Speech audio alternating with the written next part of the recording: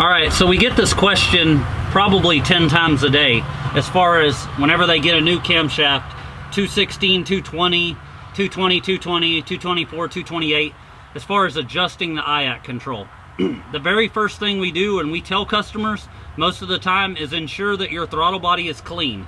That is step one. Step two, normally all throttle bodies that are drive-by cable, we tell the customers if they're having a recovery problem, which means whenever you rev it to high RPM and it's coming back down, if it dips, we tell you to adjust the throttle stop, usually half to one full turn.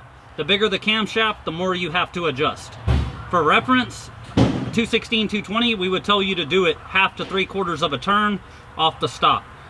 Something as big as an MS4, MS3, a lot of times we have to turn it 2 full turns. So something in the mid-range, 230 duration, you would turn it 1 to 1.5 turns off the stop to get started. Then, once you go into your HP tuners, or you're using a snap-on scanner or something like that, you'll go in and there's actually two parts here. It's called different things in different computer systems. This particular one is called idle air control position. The other one is the desired position.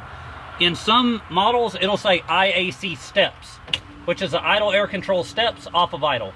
Whenever you're running this and you start it up, I tell people to check it in park, in neutral or park, with no load on it, and all the way at temperature, 190 degrees. So whenever you start the vehicle up, let it warm all the way up. If you do the base test stuff like I talked about, depending on your camshaft, give it 1 full turn of rotation to the throttle blade, make sure it's clean, fire it up, it should go to operating temperature with no problem.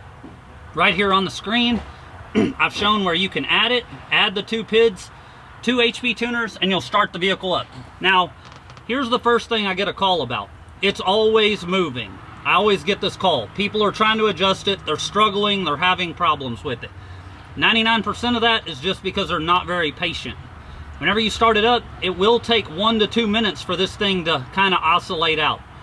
So whenever you start the key, it's going to start off really high. Key on, engine off, like right now on the screen, you're going to see that it's 156, 157. The engine is not running. Whenever we start it up, you will see it gradually pull back down. So from that point, you'll just watch it. Sometimes it does take 1 to 2 minutes, but once it gets there, it's going to give you a value. I've had to move some systems as low as 40 counts, but my go-to on every single vehicle that comes in is 80 to 85 counts at a hot idle in park. So that's what we're going to do right now. We're going to start this up and you're going to watch it move. It's starting at 158 here, and as it warms up, you can listen to it, you can watch the engine, you'll watch it get down to center, and this one is actually below target because it gets down to 50 on the IAC counts.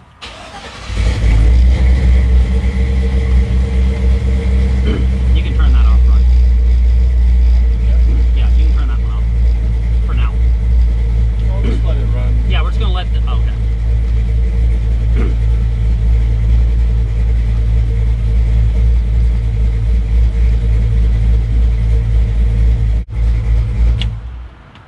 Okay, as you can see in this recording, we did let it run for probably 1 minute. It was already at temperature. It got down to around 35 to 40 counts. With that said, on this particular system, we would start to close the throttle blade 1/8 of a turn at a time so that we could meet target. Some of these are very sensitive. This has an aftermarket war throttle body. Normally the stock GM throttle bodies and sensors work a little bit better. That's where we got the 80 to 85 at. If it's 70 to 75, it's still going to work. But the ones that we have problems with, or we get the calls about, are the customers that call us and they check this actual number, and it's usually over 150.